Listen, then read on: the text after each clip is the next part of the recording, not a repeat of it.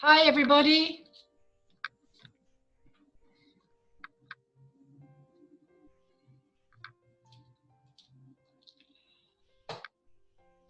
Oh.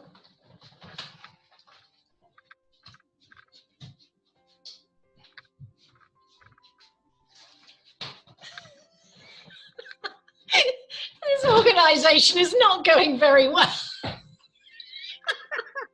Oh my! Well, I looked at a little tutorial last night to how to get on once you've scheduled your own meeting, and I went to do what it said, and it's not true. So never mind. I had to go through what I did last time. Oh, is Pat there? Oh, admit. There's Penny. I'm here. And I can see you, and Penny's coming on. Yeah, hey, oh, hi. Yeah. Three Musketeers meet again. Yeah, I've done it. Fantastic. Well, it took me a moment. I tell you, I have to get that sorted. Don't know what I'm doing wrong. Anyway, so I'm just going to welcome Pat Byrne and Penny Arnold to ETN's Latte Lounge, and this is episode 2, and it is the 19th of May 2020, just a little bit after 7:30, and we're going to carry on with our subject of homeopathy, healing, and Pat is also going to talk about some health issues when she was a young lady that came about, and also that linked in with something that I went through. Wasn't aware of homeopathy at the time, but I said no to the medication that was offered, and Pat will go into that in a minute.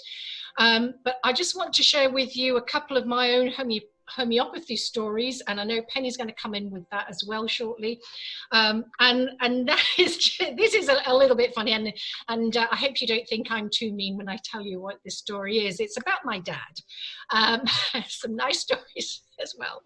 One of the stories is that my dear father was an alcoholic, and you know, that was interesting in itself, but my homeopathic, I'm laughing because I can just see his face.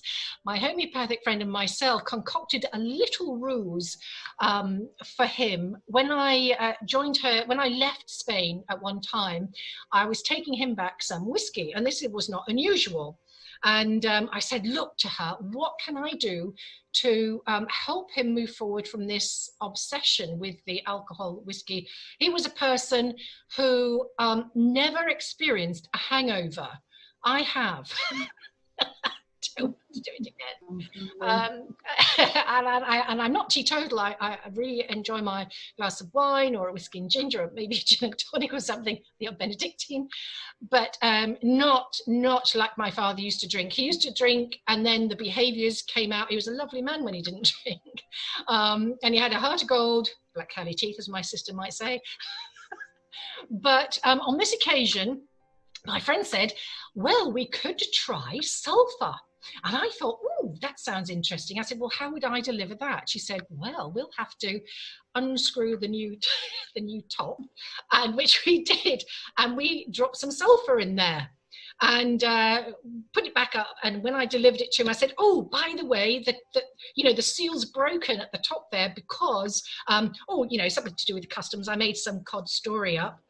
Anyway, so he had his whiskey. Oh my goodness, and then some. And the next day he came down and he said, oh, that whiskey was bad. I went, oh my dear, what happened? Knowing full well what happened. He was having a full-blown hangover like he'd never experienced before. Every single symptom he trotted out, and he looked terrible, and it took him about 2 or 3 days to recover because he didn't used to have a little drink, he used to have a lot. And he said it must be bad whiskey. That was his thing. It wasn't bad whiskey, but he's never ever thrown any alcohol away, and he threw it away because when I said to him, all you're experiencing is a hangover of major proportions, but a hangover nevertheless. But he wasn't having it. He said, no, the whiskey is bad. Somebody did break the seal. That must mean something. Of course, I never did tell him that we put sulphur in there. But even now and again, my friend and myself will go, hee hee, do you remember that? Do you remember that incident. Not that she was there, but I did relay that story. And then bless him, he had a couple of bad teeth on occasion. And after, I think I mentioned last time about having my tooth incident, my dad also had really seriously bad tooth issues and an abscess. And so we used silica. It seems to be a bit of a recipe for infection of a very high kind or deeply set. And my father, the first time I cured his abscess, his tooth abscess, which, you know, anybody who's had a tooth abscess knows, I mean, any abscess is painful, but in the mouth, in the teeth, oh my God, it's a white knuckle ride. And so I cured with it because Mariella, my friend, had cured me within 2 days, easy, of the most horrendous pain, terrible, on my tooth. And the same happened with my dad, though he didn't remember that. About a year after that event, so I'm talking about 2012, possibly, yeah, 11, 12, somewhere around there. Can't be too much later because he died in 2013, but he had another event, similar thing, the tooth flared up again, another abscess. And I said, oh, we'll do the same thing, just like we did before with the other one. And he had no memory, because that's what happened to him when he drank. He had no memory at all and couldn't absolutely accept anything that you said about his behaviors or anything else when he was under the influence to that degree. So I said, well, this is what we did. And I told him, and he's not a man to take, you know, to really believe in this stuff. But, you know, he did, you know, credit to him. And he had the incredible healing again. And this time I made sure that he remembered. And I said, see, remember, this is you being in horrible pain. 2 days later, you're out of that dreadful pain. And we didn't need a dentist. Didn't need the dentist. He couldn't afford one at the time, sadly. But, you know, that was that. So I tell that by way of, you know, incredible efficacy for him and for myself. And also, just one last little tale is that, again, visiting my friend, a homeopathic friend, I went swimming. I was doing nothing more or strange than the crawl. But somehow, whatever set my body was in, it really put my left shoulder out. So, I mean, I was in agony. Again, absolutely very unusual. Never had that before. And my friend gave me something initially. It might have even been just Rustox, which is generally joints and that kind of thing. And by the way, I'm not speaking as a homeopath, and I'm not speaking about prescribing. So I'm just telling you some stories that you may find of interest, and you may want to test them yourself. So she ended up actually, when that didn't work the first time, so she ended up giving me a combination of about 4 things, which I think still included Rustox, but something else. And you know what? It broke it. It really broke it. And then the healing began. So those are really all of my tales about the fantastic efficacy, as far as my experience goes, and people around me, of homeopathy. And when she says, and when I've said to her that people say, oh, it doesn't work for everybody, she says, oh, yes, it does. We just didn't find the right remedy yet. So it is about knowing the person. It's not like going to your doctor, a little script written out. No, thank you. That's not how it is. It's a much more holistic process. So Penny, I don't know whether you want to have any comments about that or anything you want to share in that regard. Great story. I can link in with the alcohol business, because my sister, who died when she was my age, 75, 4 years ago, was an alcoholic for 30 years, but she drank a litre of vodka a day. Wow. Nothing I could do to help her. I tried to say, drink wine, because spirits are unnatural. They're not, you know, the natural fermentation of fruit and whatever, you know, herbs, I don't know, is more natural. Although I don't drink any alcohol now, I'm pleased to say. It's amazing your dad didn't have a hangover because of the story. Oh, never had, never. That's why he could drink so much and as often as he did. It was incredible. Believe you me, we lived with it. But I'll tell you one little story, because my sister had a great sense of humour, which it sounds as though your dad had the He same. did. He did And have a that's great sense of what humour, actually. He was a great guy. everybody keeps us going in the because she could laugh and laugh, and she's a love Ken doll. It was her favourite. She went to see him, although we come from Northampton. I live in Grange of the Sands. Didn't ever see Ken doll, but she loved him. I know when she woke up, I stayed for the weekends helping her sort things that she couldn't even open an envelope that had mail come in, and she was my only sister, and oh dear. Anyway, she woke up in the morning and couldn't even feed herself because she was shaking. I had to feed her, but then she had to change her clothes because she actually wet herself, which was such a shame. But this is the funny. She put a blanket over her, and I was helping her, and she sort of trying to. I was holding on to her. She was trying to get into a knickers, and she looked up and said, "Good afternoon, Vicar."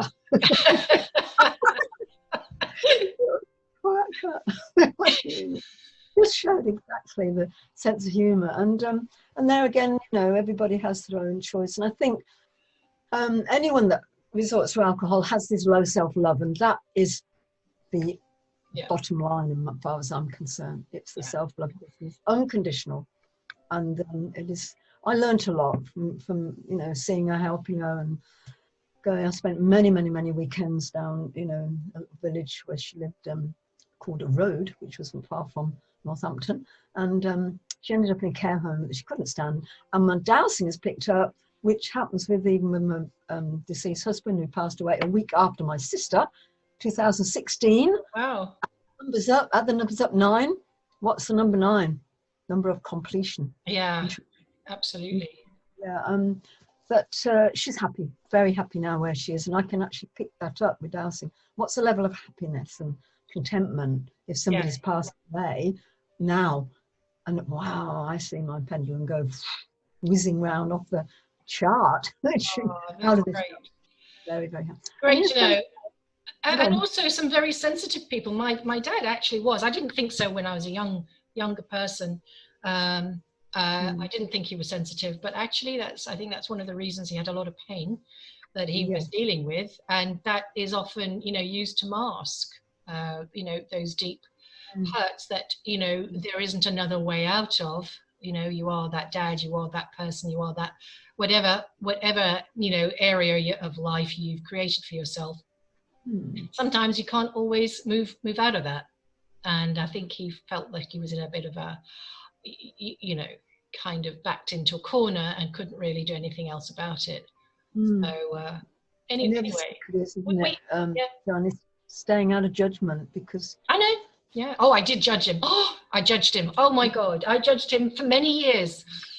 I put my hand up because he caused us. Oh my goodness. And I can understand that. I wrote the contract. I came in with it, and we said, I'm going to put you through that. I go, yeah, I can take it. When you're down here, you're going, oh my God, really? Because at soul level, I really believe we choose our parents. We choose them. And the spirit comes in, probably conception, I don't know when. And we choose them because of what we need to go through in this lifetime and the lessons we need to learn. It's I have learned a lot about compassion in that regard. And the, that judging thing has been kicked into touch. There you go. Join the club. Yeah. But, a lot of people do struggle with that. But I tell you what, that sulfur in the whiskey, that was hysterical. I mean, honestly, you'll know now. Sorry. It's funny enough, I think the spirits that are, our loved ones that have passed over want us to laugh. They want us my eyes to are watering with laughter. Yeah. So, Pat, I'd love to... I really want Pat to tell her story about when she was a young lady of around about, is it 25, Pat? Something like that? You were just absolutely on your last legs, burnout, and I don't know, I think you said you might have been near a nervous exhaustion or something like that? Yeah, I think, yes. My first, I was working very hard in London. I was working for an advertising agency, and, there were a lot of deadlines, and although I loved the job, we don't always know the toll it's taking. And I thought, being young, nothing's going to kill me. So, I carried on working silly hours and silly stress until my turning point of realising there was something wrong was I was working in Fleet Street, and I was coming up through the Temple Gardens one morning, the opposite side of Fleet Street to where my office was. I stood on the curb, and I suppose it's what you'd call a panic attack, which I've never had since, thankfully, but I couldn't cross the road. I stood there watching the traffic going like this and thinking, I can't, and it had a central reservation. It's only, you know, if you know Fleet Street, it's not a wide road. Yeah. And I just, and in the end, I made a dash for it and nearly killed myself because my judgment was completely off. I got into the office and I was shaking, and I thought, God, you know, what's wrong? And I'd lost a lot of weight, which I tend to do if I'm very stressed anyway. I was on these people, you know, lean people that, you know, can eat quite a lot but never put on weight. I was that sort of in that sort of category. I'm not at all jealous, Pat. Well, you see me racing around, don't you? Yeah. But anyway, I think, and my mother was very, very concerned about me because we were very close, and she said, you know, you've got to go and see the doctor. And I said, oh, I don't want to go and see the doctor. So she made me go. So, and I mean, he was okay, you know, and he was sitting there talking to me, and I said, I think I've just been working too hard, and, you know, and he didn't really know, and he got his prescription pad out, and he wrote me this prescription, and he said, now you pushed it across the table and said, take this, you'll feel a lot better. And something made me say, what is it? What's in it? I think was my question. And he said, oh, don't worry about that. Just take it and it will calm you down and you'll feel a lot better. Little girl. And something made me think, what is the name of it? And he said, he started getting a bit irritated with me at this point because I wasn't just being the good patient, taking it in my pocket and getting the pills down me. So I said, no, I really want to know why you're giving it to me and what the effects would be. And at that point, I said, but I don't think I'm going to take it. And at that point, which is the best thing anybody ever did, because I was severely depressed, he said, well, then you're a very stupid young woman. And did he tell you what it was, Pat, at that time? Yes, it was Valium. Okay. Oh, gosh. Yeah, and it was newly out. So I'm trying to think of the year, but I know it hadn't been around that long. But my instinct was like, I'm not going to do that unless I had enough common sense, even feeling crappy, that I was not going to be coerced into something. He was obviously doing it with the best of intentions, because I doubt in those days that many doctors understood, and probably even today, the drugs that they were prescribing. But anyway, the fact that he told me I was a very stupid young woman made me stomp out of the room, vowing to find. I thought, oh, well, that's it. I'll just deal with it myself. Well, by the time I got home, my mother had been so concerned. She talked to another lady who was on my mum's spiritual wavelength. And Joy, this lovely lady, who was a member of the White Eagle Lodge, said, you've got to send Pat down to Joan Rennie. She's a brilliant homeopath. And again, this is a long time ago, and a lot of people didn't understand homeopathy. So off I trotted to see Joan, who was absolutely lovely. And she explained to me that what I had done was I'd run my battery right down on the floor, and she could help. She doused over the various homeopathic remedies. She had these little vials and in a little box, and she was dousing. She explained to me what she was doing. And she looked at me and she said, Pat, there's no quick cure here. You've probably spent 3 years running your battery down, and it'll probably take a year to build it up. She said, your nervous system is shot to pieces, but don't worry. If you follow what I say and what I prescribe, in time, you will feel better. Which I totally accepted. It just felt right to me.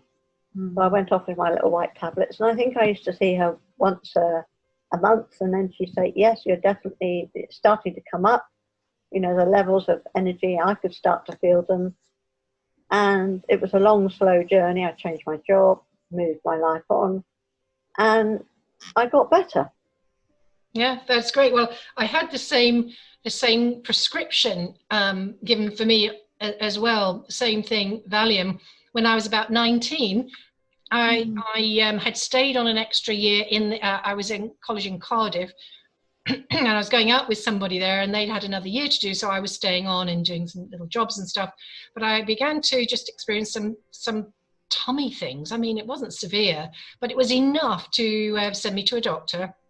It's very unusual being the sort of person I am. Anyway, I think, it was a relationship I wasn't very happy with, so that, that probably says a lot. But they didn't even ask me, I told them very, very little, and they just handed me this script, which was Valium, which he told me I didn't know anything about it. But then, even back then, I never accepted anything just given to me. I started reading it and looking at all the side effects and did not take one.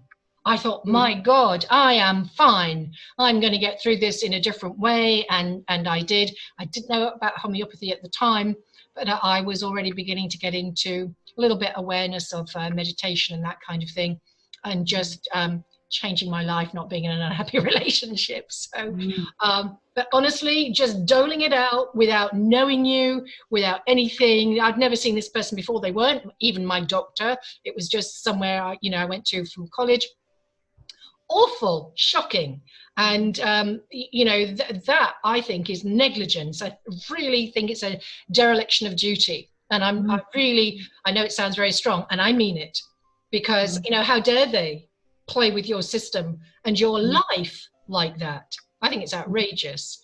And I'm not blaming the doctors, the way they're trained, but it's about time they look at the way they practice, because the way they do it is not good enough. And I know there are good doctors out there. I'm not talking about those guys or girls. I'm talking about the others, which seem to be, there are a lot of them. So anyway, I've had some fantastic beneficial experience with not just homeopathy, other things as well. And Pat was talking a bit earlier about intuitive kinesiology, and I've also used and had kinesiology as a treatment, along with a similar thing to tapping. And we were talking about this area here, guys, this area about 2 or 3 fingers just below the little dip there. That's where your thymus is. And if you just percuss that, that's just tap it, tap, tap, tap, every now and again. Of course, you always forget these things, but that it kind of stimulates the thymus, and it's like a toning thing, and really, really does help. So every now and again, if you're feeling a bit low, give it a little tap. And Pat, you were saying that you were given some other little exercises to do back in the day as well that were very similar. Yeah, I'm just trying to remember what I was talking about now. I think it was we were talking about the intuitive kinesiology, and how I was saying that is, was one of the. Oh yes, I've got a friend who's a kinesiologist, and she was talking about the actual breastbone here. Clavicles. Yeah. Clavicles. Yeah. Yeah. And if you tap on those, you tap them separately or together, it's like it stimulates the system. Yeah. Yeah. And also I've used faster EFT. The one that. Oh, got that is amazing. And Robert Smith, who does faster EFT, is very good for people who are starting off with any sort of form of, looking for self-help relief, things that they can do for themselves. Very, very practical and really. Very, very practical. And he's also been responsible for helping people with post-traumatic stress or any form of trauma. And he seems to shift things. I mean, when he deals with people direct, obviously he's got a lot of experience. But even on an everyday basis, if you're somebody who feels that they're having a slight panicky feeling about something, an interview or whatever, can't quite get into meditation, they want to just to be able to still their body so that they can think clearly to take the next step, then, things like that can help a lot. Yeah, so that's Robert Smith, and EFT, this emotional freedom technique. It's very well known, but what Robert Smith has done, he has created an assimilation of, I think it's NLP, the regular EFT, and something else which I forget now. And don't be put off by NLP bit, because he's taken all the best bits of all of it, and he has created a system. So if you look it up, and I'll try and remember to put a link in the YouTube section below, description section eventually. But it is Fast EFT, Robert Smith. And I watched him. I'm a therapist, and I know that although my processes are even faster these days, it can still take an hour, 3/4 of an hour for someone to have a really fantastic benefit on the first day, or you know, maybe 2 or 3 days sessions later. But this faster EFT, wow. I saw a lady who had been burdened for 40 years with the trauma of seeing her little sister, and she was only a little one at the time, murdered right in front of her by a step-parent, by a stepfather. And she told the family ignored her and abused her. And she was full. You could see the emotion was absolutely full. And he, in 20 minutes, cleared the trauma path of that. And then what was really amazing was that he doesn't normally do this. So what I'm seeing when I'm telling you this story is that he's doing all these workshops, and there's loads free online, and you can train if you want to, but you can actually learn it just from what he does in these workshops. It's brilliant, very fast. And about 2 years later, she came back on, and I only know it was her because I didn't recognize her, because Robert Smith referenced her and said, you may remember this very traumatic story. Here she is to give you a follow-up 2 years later. And she was quite a big lady. And here is this svelte thing, gorgeous looking lady coming on. And she was saying how not only had her life completely changed, she'd shed the weight. And not only that, she had a girly weekend in Las Vegas, had a little number of a few dollars she was going to spend, and was doing the tapping to win. And her friend thought she was a complete fruitcake until she won. I forget what it was that she won, but she won enough. So everybody out there, have a look at Robert Smith, Faster EFT, and no, I'm not getting paid for anything that I reference or recommend. Amazing. So Penny, I know you've had absolutely loads of things that you have worked with over time, and I wonder if you have something particular that you'd like to share with our friends listening today. Yeah, I suppose you know this, John, but I've been to conferences quite a lot, and I photocopy flyers and make things up, and oh dear, I've got full of, and also copy DVDs and CDs. And one I thought was really good, and it was only last year, where I call it life-changing books to help health, vitality, and well-being. And number one is The Humming Effect by Jonathan and Andy Goldman. Now it's amazing, and it's Jonathan Goldman, who's the sound healer, Andy's wife. And the little book, it's not difficult to get through. It is one of the best books I've read. And I've got in brackets, oh, that's it. There was a CD available called The Cosmic Hum, which I have. And he sort of, Jonathan Goldman had about 100 people in front of him humming. I tell you what, Penny, I use that Cosmic Hum. Thank you very much. It is one of the most stunning, gorgeous soundscapes ever. Oh, wow. It's beautiful. And it's not just humming all the way through, is it, John? Because it's broken up occasionally by gongs and bells and singing bowls and all sorts. So it's just a really collection of wonderful sounds, but it's the hum. But the thing is to do the hum yourself. In actual fact, it has, oh, I've got here in brackets on my little file here, which you can see. It can break up cancer cells. Perhaps that's why we don't hear about it in the mainstream. Oh, right. And it also can help the, wherever nitric oxide is made in the body, it can help a release of that, which is why when I did any humming, it changed my consciousness. So even if your eyes are open or closed, it doesn't matter, things change. The whole of you, you know, the way you're looking at the world changes. And I didn't understand why that happened. And I thought, how powerful. And all I've got here about humming, that's right. It's like bees buzzing, you know, and that is like that same sound. And the bees buzzing are incredible, and not just because they're all female. I didn't say that, did I? No. It does literally change your consciousness. And when I go in a flotation tank, when they're open, these lovely health places, you know, they've been closed, flotation on 1,000 pounds of Epsom salt dissolved in a foot of blood heat water, and that's magnesium, which you need in the body big time. And I always, what I do now is hum down the chakras, so you can hum very high and you feel it. High, heart. Yeah.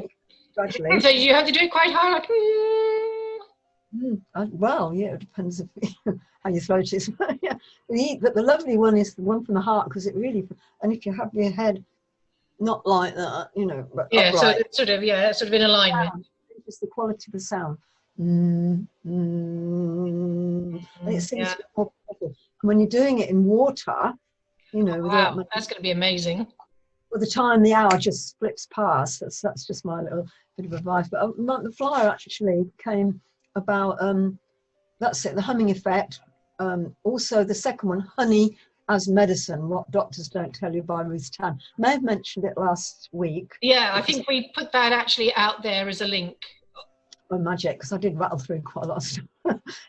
The healing effects of uninformed consent, that's right, the hidden dangers of dental care, by Hal Huggins. I did mention that. Yeah. And it's said here that, you know, about the vagus nerve as well, and pituitary.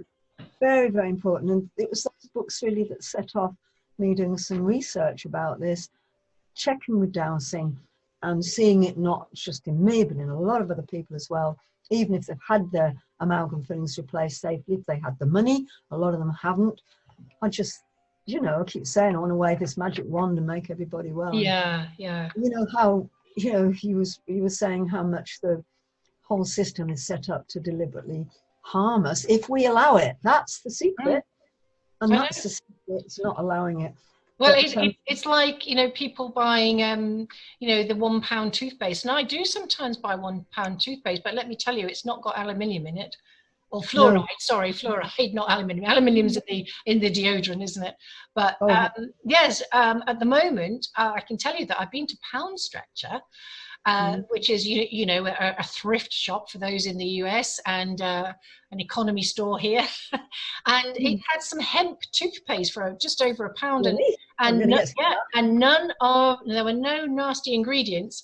I'm telling you, folks, all the Colgates and all of those guys, even the Arm & Hammer, sadly, and all of that kind of stuff, every single lot has got fluoride in it. All those teeth whitening, pearl, gorgeous looking packaging stuff, all got fluoride in. I mean, my God, you know, guys, be careful. Do not put that in your body. And I tell you what, if you can't afford a more expensive toothpaste, something like a Weleda or something, which is £3 or £4 or more, you know, the hemp toothpaste is coming on the market now, and it's really, you know, pretty good. Also, what I've been using, I often use this in the morning, and that's a combination of pure turmeric powder mixed with olive oil, and make it into a paste, and I put it into a little squeezy tube, and every morning I do that. It helps whiten your teeth, it stops any inflammation that's going on, and it is, you know, pure ingredients. So that is a very cheap. Right. Add some sea salt as well, the pink, very fine granules, sea salt, and that's a fantastic cleanser. And also, when I made this salve, which I've got on another little flyer here, would you believe, amazing healing power of sea salt and coconut oil. I think just sea salt for the toothpaste, but if you make the salve with the sea salt and coconut oil, it literally, I'm not sure if I said this last week. No, you didn't. Right, well, I cured osteoarthritis in my right foot with the sea salt and coconut oil salve. I made it myself. Oh, fantastic. I looked at the book, which is brilliant, The Water and Salt by Barbara Hendel and Peter Pereira. And this is a super book. It's so well summed. Look, it's right on tatty, I'll think. But it's called Healing Power of Nature, The Essence of Life. And it's got pictures in. Well, I love pictures. You like pictures. And it said about the medicinal qualities of salt. Is that the water and salt one? No, it's Water and Salt, The Essence of Life here. Yeah, Barbara Hendel is a doctor. She's a German doctor. Are you surprised, German? Barbara, sorry, who? Hendel, Hendel. Barbara Right. Hendel. I'll look it up afterwards and put it in the. Yeah. Thank you, Ben. It's the best book I've seen on the healing. It's got so many chapters. It's got, you name it, it's here. Fantastic. Well, that's one I'm going to get, that's for sure. So Yeah. did you say it healed your arthritis? Yeah, but it didn't have the salve here. Salve, Latin for salt, salve healing balm. I actually made it up because I'd also done a bit of research about coconut oil. And coconut oil, if it's fed to somebody, can heal Alzheimer's. The brain needs fat, which is why we've been told to lower it. Yeah. Yeah. So what I did is, this was back in 2013. Now, I had a very stressful year. It was the year my husband was so ill, and I couldn't cope caring for it, just before he went in care home. And stress causes acidity, and then inflammation of the joints is toxins getting in the body. And it usually is on a meridian of the body to wake you up. And me, with my right foot, and I was, heel walker, I used to love getting around. I couldn't even put my walking boots on. I could hardly do a shoe up. It was so swollen. Now, I went down the medical route because I had steroid injection when I had tennis elbow years and years ago, banging somebody. I don't know what I was doing. And it worked straight away. So I thought, right, just not knowing that a steroid injection into the bone is you have an x-ray and you go you're on a blooming trolley into the, there were doctors there all dressed up in the gowns, and I mean, it was quite impressive, yeah. And then they inject into the bone, right? Well, that worked for a month, and it kept coming back. And you can only have 2, and that was it. It kept coming back. And luckily, I picked up my book, Barbara Hendel, Peter Ferreira book, and thought, I'm going to make up something, knowing that the sea salt is the cleanser, the healer, and also the protector. But that's on another wavelength. And I made this up, and what I did, I put 2 tablespoons of pink fine granules salt into a small saucepan, and the same of good coconut oil, hopefully organic if you can get it, and just heated it gently till it melted. That's all. Not overheated, because obviously it destroys enzymes and things. And then poured it into a little glass jar, and then stirred it on and off until it cools, else it will separate out. Yeah. And then if you feel it then should set into a nice paste. Yeah. So don't put it in the fridge or anything like that. It would be too hard. Oh, okay. All right. Or in the sun, else it'll just I'm going to melt. make some of this later on. Right. Well, I put that on my skin over this swelling, and within a very short time, it had gone, and it's not come back. Now, the other thing I tried as well, I had a sprained ankle. It was a year last Christmas, and I was at Barrow-in-Furness trying to get back to the car, doing some shopping before it got dark. And I went over I'd sprained an ankle before when I was quite young, and I knew it swelled up very, very, and the pain was awful. I hobbled back to the car. It was my clutch foot, and by the time I got all the way back here, it's about 26-7 miles, I had to hop in the house, and my cats looked at me thinking, who's coming in here? And I sat down, and I thought, no, I can't even get myself any tea. And I thought, the salve, let's try it. Cured it. Within 2 hours, the pain was lessened. I was able to get my food, went to bed, had a good night's sleep, woke up next morning, it had gone. Wow. Also, that's what I'm hoping to. So there you go, folks. You heard it here on Latte Lounge. Oh, right. This is another. I Yeah. had a slight tooth infection. Sorry, tell me again. I had a tooth infection. Oh, yes. Right. Yeah. So when you press on the gum and it hurts. Oh, yes, yes. It was x-rayed at the good old John Roberts dentist, and he said, oh, you got a and wanted me to think about what I was going to do. And I thought, no, I don't want any more teeth. Not pulled out, for God's sake, because I've had a reasonably good set of teeth, luckily, after we took all the mercury out. So I thought, salve. So before I went to sleep, went over one side, put a good, right one on the gum. Yeah. Both sides. And perhaps did it again. You might have to do it 3 or 4 times, but the pain went. It went. Honestly. And did any infection go as well? Is that as well? I haven't had another x-ray because, of course, the dentists are closed. You can't have dentists open when. So you haven't had any more pain or anything with Not that? really. No. Wow. Okay. Nothing. What about you, Pat? Sorry, you were going to say something there. I just wanted to say it's come up on my screen that you've got less than a minute left. Oh, okay. Oh, well, if we have less than a minute left, I thought I'd click to say yes about. Oh, less than a minute. Upgrade to pro. Oh, okay. Because I don't know whether you can reboot it. yeah, maybe it's going to make me reboot or something. I don't know. But look, if we have only just an hour, a minute left, what I'm going to say quickly is that I want to mention this. This is Benedictine, guys. Benedictine is something that's been made since 1510. And it was made initially by a monk called, what was his name? I even made some notes about this because this is really interesting. And the so guys, sorry about that little interruption. Just, just wanted to continue with my Benedictine story. The DOM, by the way, stands for, what does it stand for? Oh, okay, God. God is infinitely good, God infinitely great. Just interesting. And it's called Benedictine. Now, why am I showing you this? The reason I'm showing you that is because so many years ago, I damaged my back and suffered with the onset of migraines, sometimes 2 or 3 times even a day. I know, unbelievable. Oh, for those of you who know what a migraine is, yeah, it's incredible pain. And then it would certainly be several times a week. Now, when I had this, it was caused by not the chemical initial reaction like chocolate, cheese, that kind of thing, but it was clearly caused by a mechanical issue, which then created the chemistry imbalance. So the reason I'm telling you that is because physiologically, I can be no different to anybody else. And I really want to share this with you now. I have passed on to someone what I'm about to tell you, to someone who actually was suffering with migraines, but also had a brain tumor. And it seems that if you have a mass to deal with, sadly, as opposed to it being a purely chemical imbalance, that's my take. I haven't tested this, and I'm not a scientist, but I would love to test it. If ever I get enough money, I will.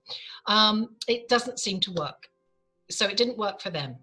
However, for anybody else whose migraines are caused by chemical imbalance solely, you might want to try it, because I'm going to tell you how it really was. It wasn't like it was a miracle cure. Now, Benedictine is made up of 27 herbs and spices to a secret recipe, though we do know that I'm just trying to find some of the ingredients that I made a quick note of for you, just out of interest. Things like juniper, arnica, aloe, cinnamon, angelica, I can't think, and some other, many others. Anyway, but the process is secret, but it was begun, as I said before, in 1510, and the guy's name I was going to get you then is Dom Bernardo Vincelli, who is a monk in an area called Fécamp, which I believe is Normandy area of France. Now, I think it was actually created initially because the King of France wanted a way to extort more money from everybody, and suggested that, you know, maybe the monks could make some kind of elixir that would be of benefit to all and be charged for, of course. And that's what our dear Bernardo Vincelli came up with, and thank God for him. Anyway, come the French Revolution, and because everything was getting into a state of dissolution,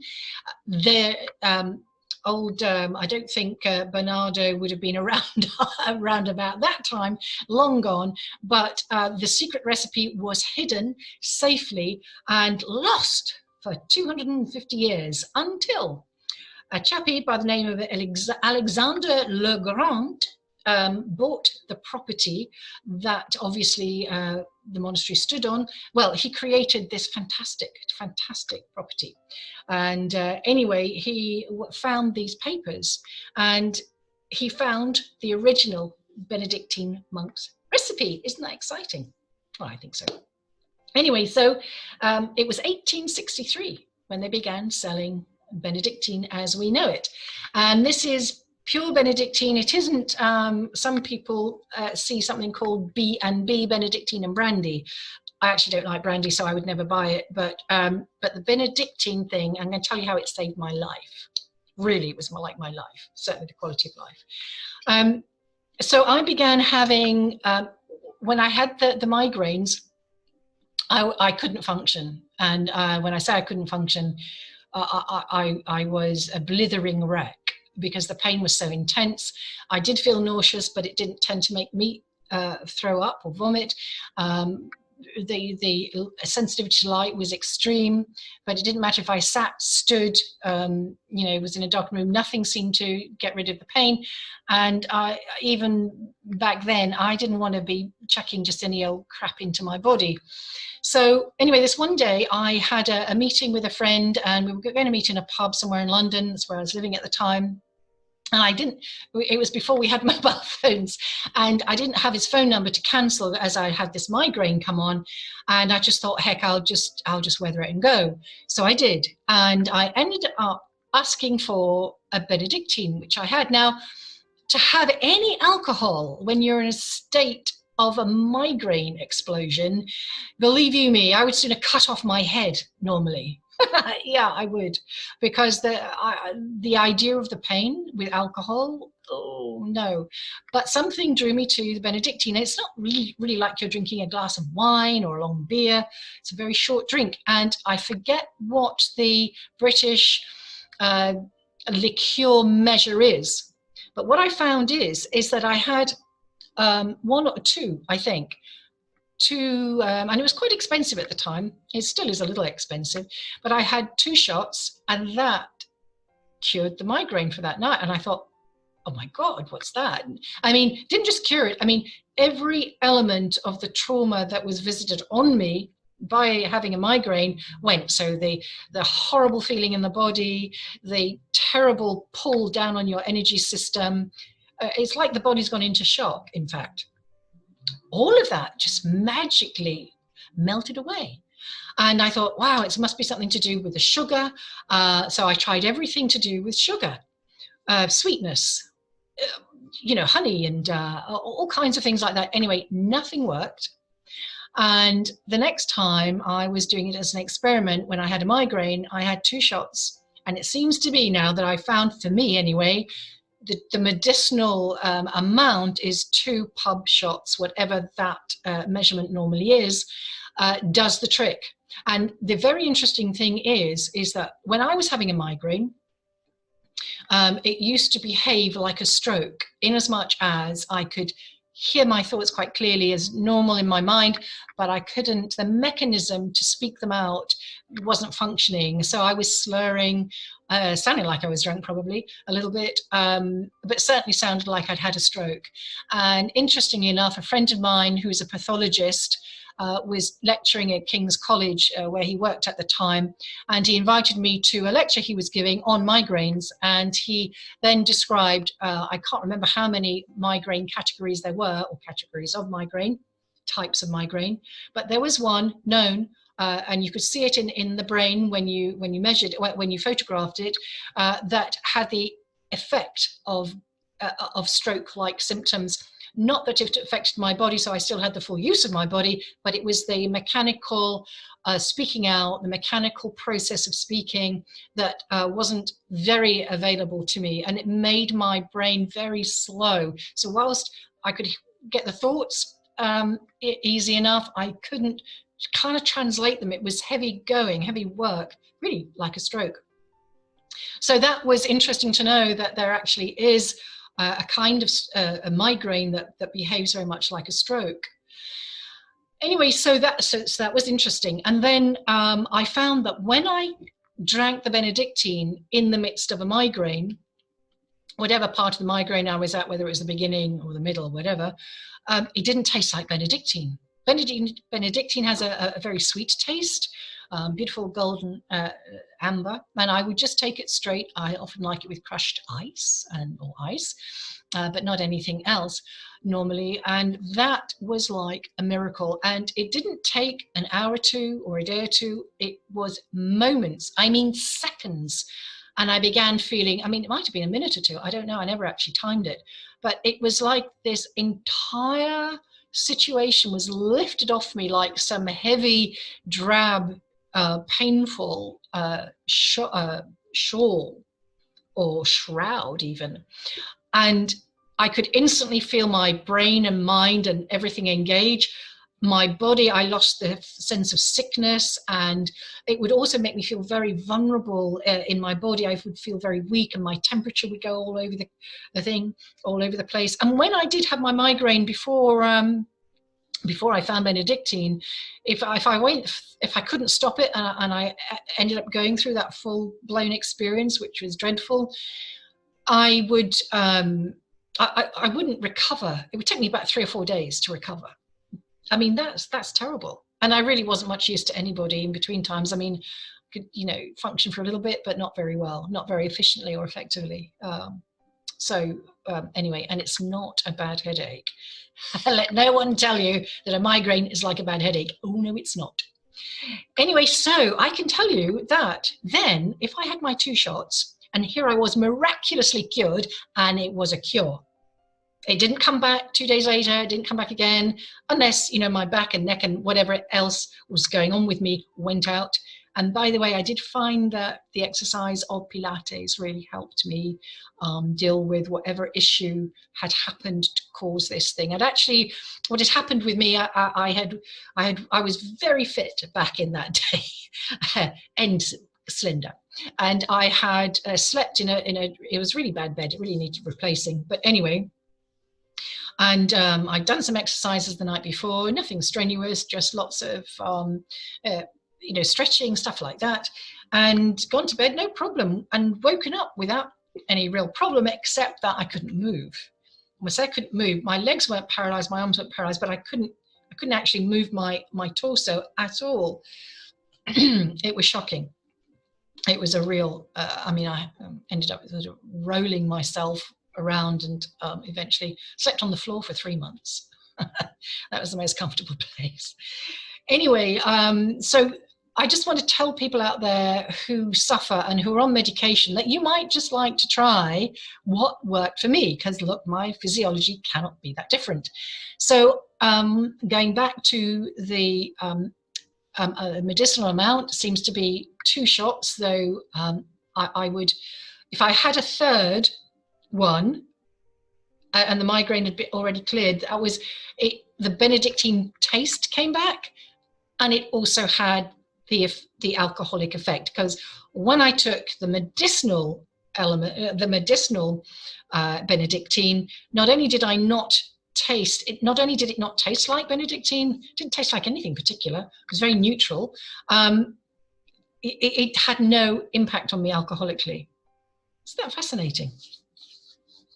I wish there was some chemist, some scientist who'd go and test this for me. I did at one time write to the Migraine Society or whatever it's called. Of course, they're not interested. They're all interested in selling you Migraleave or whatever it is.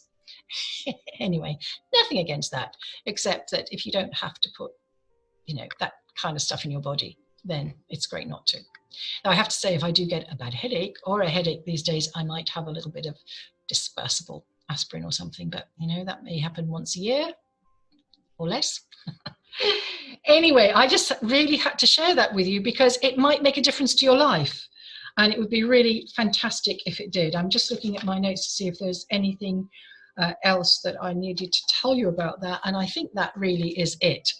And please, I tell you what, guys and girls, if anybody tries this, I would love to know the results. I would love to know if it worked for you, and if it did. I never did measure, you know, when I was in the flow of having, in that time of having migraines, I was just so desperate to get through the process. And if I was having a Benedictine, I just, you know, the thing is, the brilliant thing is, it worked every time, all the time, every time.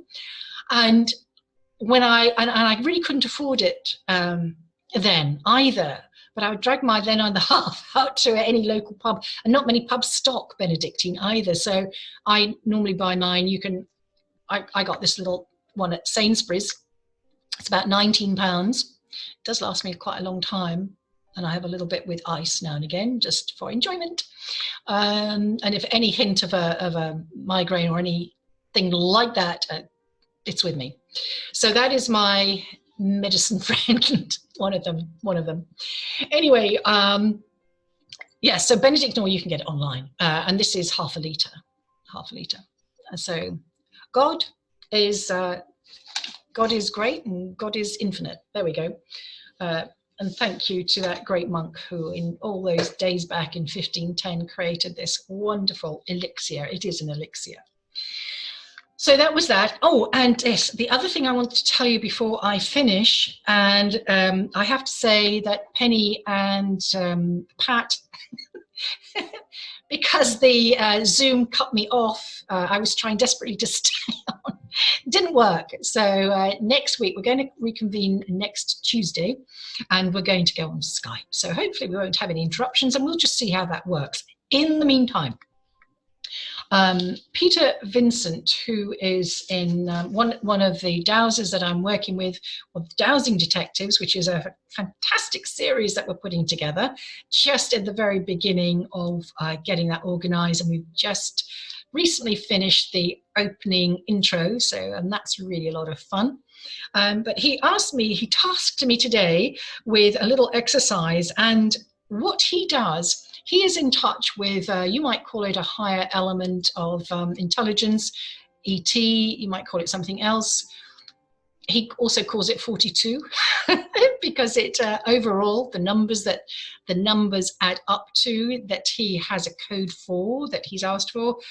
I know that sounds a bit strange. Adds up to 42. And I know Douglas Adams, 42. That's the answer. Anyway, folks, so what he does is sometimes he will paint up cards. Actually, I'm going to just pause for a second. So I just wanted to show you just some of the sort of thing that I'm talking about. So Peter gets codes in terms of things like number and color correlated information. Oh, have I got that upside down? No, it says code 42. So this code here is the link to his connections of an otherworldly kind. And anyway, so he is doing a bit of research at the moment, and he asked me if I would kindly join him in a test, and he's asked one or two other people, so I'm going to ask you if you'll do it as well. And he didn't want to give me the detail about what this was, except just to dowse. So I'm just going to show this to the camera. So these numbers, which are just written out like this, like a little barcode, and that is 6, 9, 7, 15, and 5. And the idea is that you take some rods. So he asked me to test myself and test Pat. Pat's here. And test anybody else I could. I actually also tested her cats. We'll tell you all about that next week. But, so I have brought my lovely little copper rods. These are what are called L rods. Let me put the card down for a minute and show you L rods. So these L rods, these are some really cute little short ones. But if you don't feel like spending any money on them, and they're a little bit whizzy, a bit too whizzy actually, because they get around really fast. But if you've got a nice coat hanger anywhere, going spare, plastic one, here we go. These, these are longer. They're going mad. So, come back. I'm just showing you what L rods look like. I'm not actually doing anything with them, but just to show you. And when they respond in the positive, they tend to do that, which is a cross, all right? And sometimes they can go all the way out. That's something else. And we'll talk about all of this stuff another time. But so I was using, I don't think bit of stickies come unstuck. These are just plastic coat hangers that one of the lovely guys made. they are quite long actually, compared to my other little cutie guys. Anyway, or you can use a pendulum. And I haven't got my pendulum to hand, but you know, it's a weight. You can use a plumb line. It's just a weight on the end of a piece of string, or a cord of some kind, or a chain like a way around your neck. And you can use that if you're used to dowsing. I'm not so great at the pendulum. So anyway, Peter asked me if I would test on this number, and just to see what I could see, whether I tested, whether there was a positive or a negative. And I should say a responsive or unresponsive, because it's not about being good or bad or anything like that. It's just, was there a response or was there not a response? So if you guys and girls out there could do a test for me, either by pendulum, and if you're doing it just yourself, you know, have this number in your hand, and have, if you're right-handed, you know, use your pendulum or your rod in your other hand, and or perhaps that way, so it's into the palm. But if you've got somebody who can test you, and so guys, you can test your animals too and see what comes back, negative or positive. So next week I'll tell you a little bit more about what this test is about. So we're just Peter's at the moment collating information, and I've got 1 or 2 people on it. So if you do this, please, can you leave some comments or PM me on my Facebook page, the ET Newsroom, Joanne Summers, I think it's up there as ETN anyway, and let me know response or no response. Okay, so that will be great, and that is what I wanted to tell you this evening before I cut myself off. And I just have to thank very much Pat Byrne, animal communicator. And guys and girls, if you want to book Pat for an animal communication, oh gosh, I've just forgotten her email. It is, let me just hang on a second there. There we go, I got it. It is pat.byrne, B-Y-R-N-E, @hotmail.co.uk.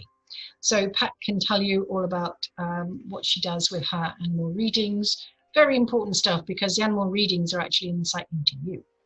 And that's amazing stuff. And it seems to be getting, the work seems to be getting much deeper and more pertinent to this very imminent event that's going on, which is this whole shift in consciousness. So on that very exciting note, I look forward to seeing you guys and girls again, and please leave some nice positive comments about how you enjoyed this episode 2 of ET's Latte Lounge, and we'll be picking up next week with Pat, I guess, I think, if she wants to come along, and definitely Penny. And one of the subjects we'll be talking about next week is the energy lines and the energy of the energy lines, and some of those will be ley lines. So that is just a little bit of what's going on next week, and I'll tell you a little bit more about the dowsing. And anybody got any information or feedback on the Benedictine too, let me know. Until then, over and out. This is Joanne Scales, the ET Newsroom. Bye.